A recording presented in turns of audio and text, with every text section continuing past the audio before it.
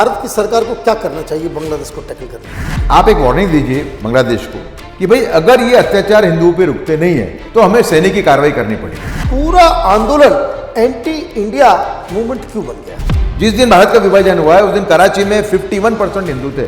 अब 2% बचे हुए। जी, वो तो कहे ना तेलंगाना के मुख्यमंत्री कि Congress is Muslim, Muslim is Congress. अब तो ऐसा लगता है कि मुस्लिम लीग ही कांग्रेस है। ये जो प्रॉब्लम जो बना मुस्लिम समाज को हम समझने में उस समय उनसे चूक हो गई। 1947 से लेके आज तक हिंदुओं की संख्या लगातार घट रही है पाकिस्तान और बांग्लादेश। भारत में मुसलमानों की संख्या 5.5 गुना बढ़ी है। अगर अत्याचार हो रहे थे मुसलमानों पे तो संख्या कैसे बढ़ी? वही उनकी भूमि को तोड़ के उसमें उनको स्थापित करो, उनकी सुरक्षा वहीं पे हो। हाँ, फाउंडेशन के आधार पे बांग्लादेश की स्थापना हुई थी। उसको अगर बांग्लादेश के लोग उसको तोड़ रहे हैं तो फाउंडेशन को, तो वो फाउंडेशन खत्म तो देश भी खत्म, देश के भी टुकड़े होने चाहिए। बिल्कुल।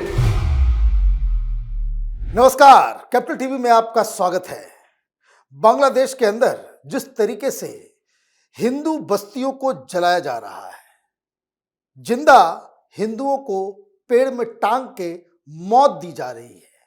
एक दो खबरें हिंदुस्तान तक पहुंची, लेकिन बांग्लादेश के पत्रकार बता रहे हैं कि इस तरह की कई सारी घटनाएं वो तो दुनिया को पता ही नहीं चल पा रहा है। मीडिया जिस तरीके से वहां बांग्लादेश में चीजों को छिपा रही है, आईएसआई का एंगल, टेररिज्म का एंगल, और अचानक से बांग्लादेश के अंदर जो कुछ भी हुआ वो एंटी इंडिया मूवमेंट में ये कैसे बदला, इसको जानने और समझने के लिए हमारे साथ उदय माहूरकर साहब है। आपका बहुत बहुत स्वागत है। खूब धन्यवाद आपका। ये क्या हो रहा है बांग्लादेश के अंदर? ये देखिए, भारत ने ये मुसलमानों को लेकर जो प्रॉब्लम है उसमें क्या गलतियां की भूतकाल में, उसका एक तरीके से ये एक शीशा है। कोई सोच नहीं सकता था कि वो बांग्लादेश जिसके स्थापना में हमारा मुख्य रोल था, हम नहीं होते तो बनती ही नहीं, उसी बांग्लादेश को हम बंगाल एक कर सकते थे उस टाइम पे। हाँ, हम चाहते तो ईस्ट बंगाल वेस्ट बंगाल एक कर सकते थे। भाई बंगाल का विभाजन 1905 में वही था, 1911 में एक हो गया, ठीक है। लेकिन हमने एक अलग देश बनने दिया, ये समझ के कि भाई मुस्लिम मेजॉरिटी पॉपुलेशन है और जो शासक हैं मतलब मुजीबुर रहमान, वो ऐसे हैं जो इस बात को हिंदू मुस्लिम एकता में मानते हैं, ठीक। उसके बाद में जो परिस्थिति बिगड़ी है और आज जो परिस्थिति है वो तो मैं मानता हूं कि भारत को मजबूर करती है एक ऐसी भाषा में बात करने के लिए बांग्लादेश के साथ, जो बांग्लादेश को ये मैसेज दे कि अगर हिंदुओं पे ये अत्याचार बंद नहीं हुए तो हमें सैनिक की कार्रवाई करनी पड़ेगी। बांग्लादेश में से ही एक हिस्सा अलग करके उसको हिंदुओं के लिए एक सेफ जोन के रूप में स्थापित करते हुए, इसका पूरा जस्टिफिकेशन भारत के पास है। आप इतिहास में जाते हैं कैसे भारत का विभाजन हुआ, कैसे बांग्लादेश की स्थापना हमने की, है ना, क्या आधार था स्थापना का। तो ये तो हिंदुओं के साथ और भारत के साथ बड़ा धोखा है ये।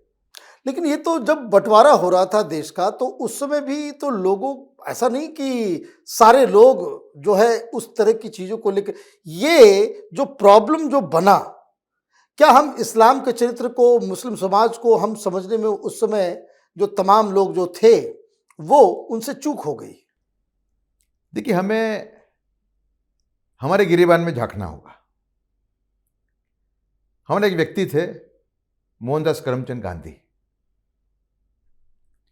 देश के अच्छे अच्छे काम किए उन्होंने।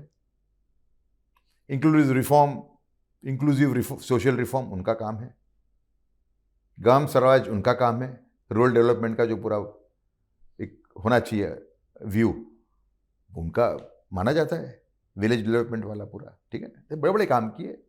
लेकिन भारत का जो विभाजन हुआ वो उनके विचारों के वजह से हुआ।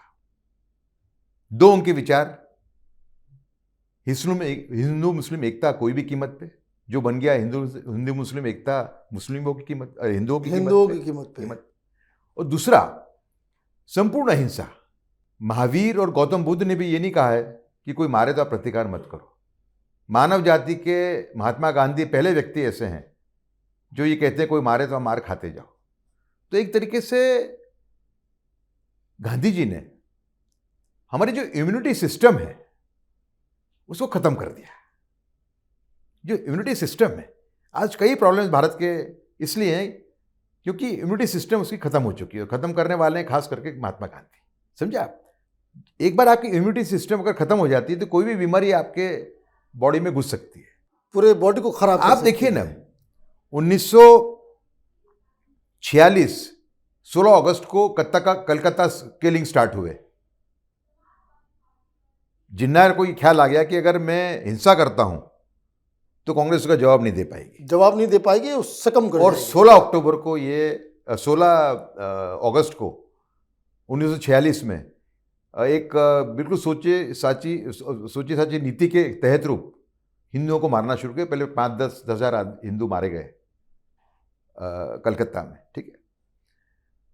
बाद में हिंदू ने रिटेलिएट किया, लेकिन आपको ये याद रखना होगा कि एक साल के अंदर भारत का विभाजन हो गया।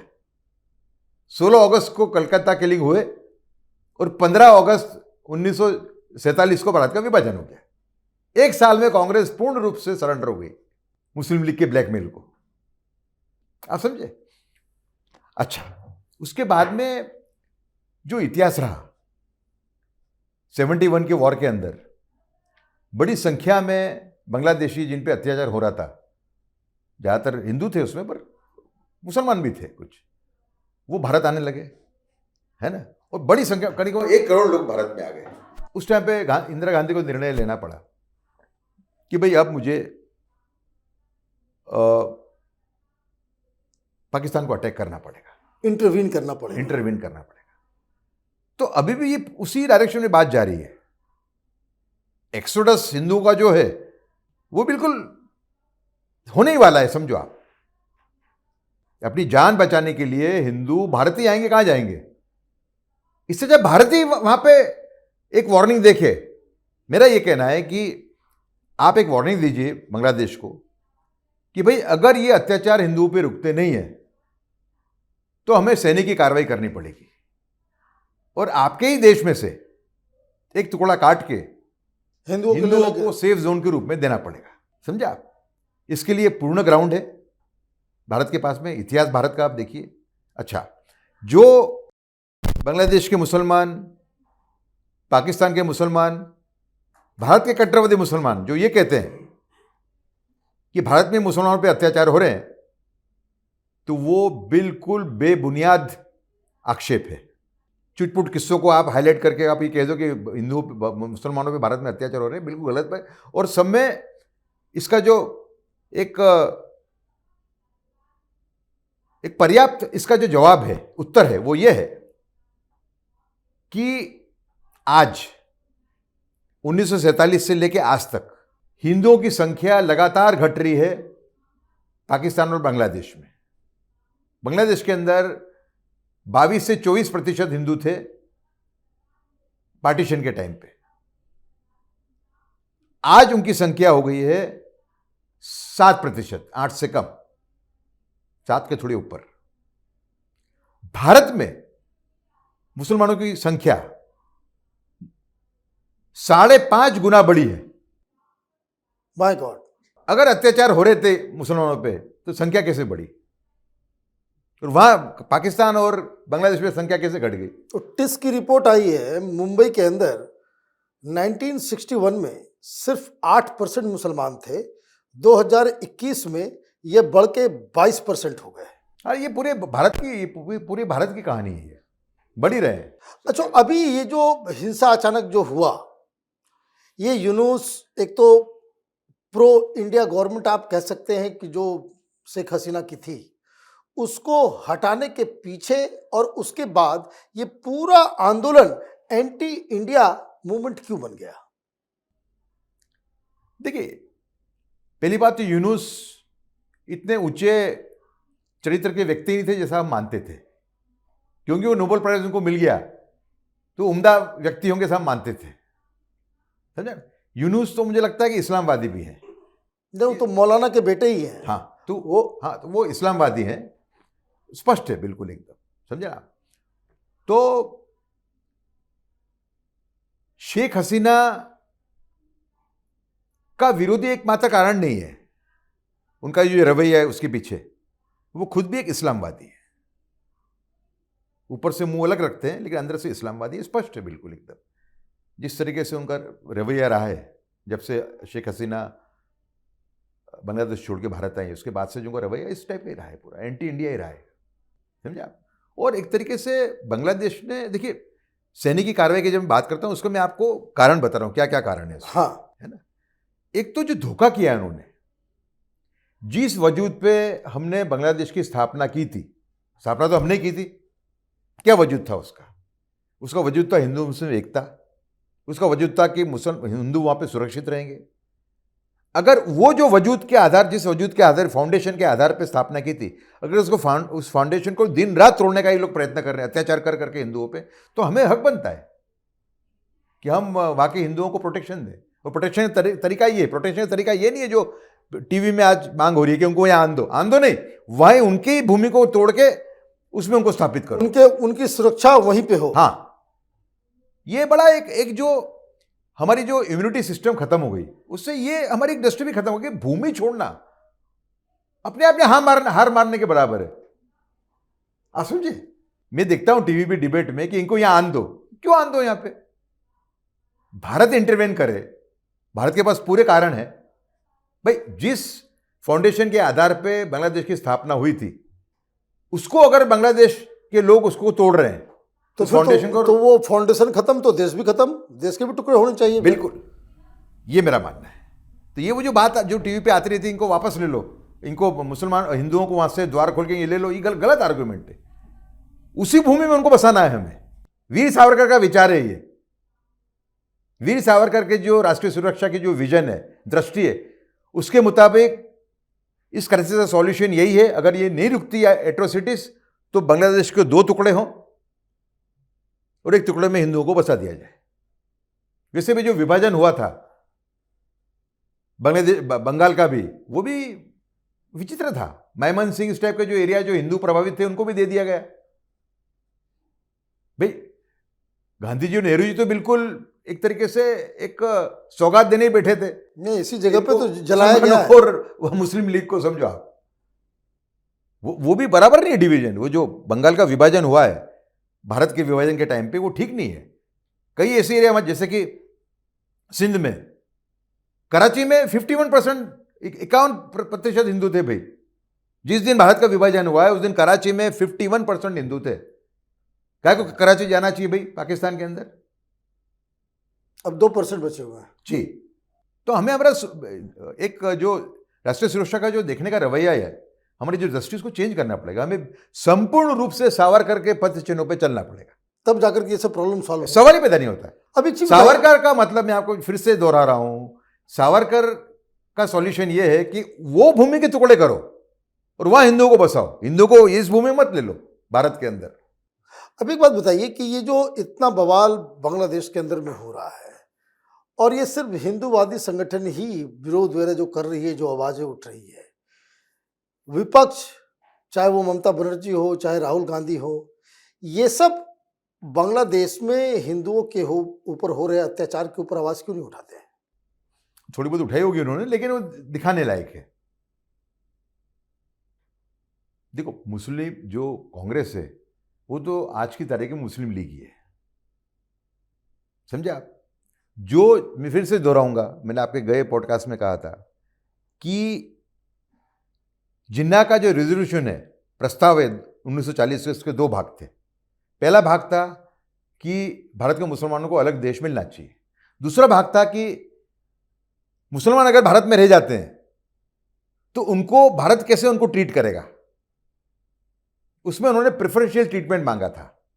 तो कांग्रेस जो है वो पाकिस्तान रेजोल्यूशन का 2nd पार्ट को इंप्लीमेंट कर रही है भारत में 70 साल से, और अब तो वो मामला और भी ज्यादा बिगड़ चुका है।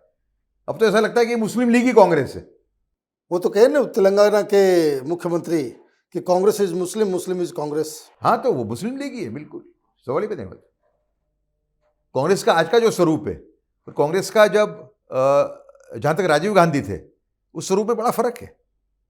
देखिए, कांग्रेस पहले से ही मुस्लिम तुष्टिकरण वाली पार्टी है, पहले दिन से।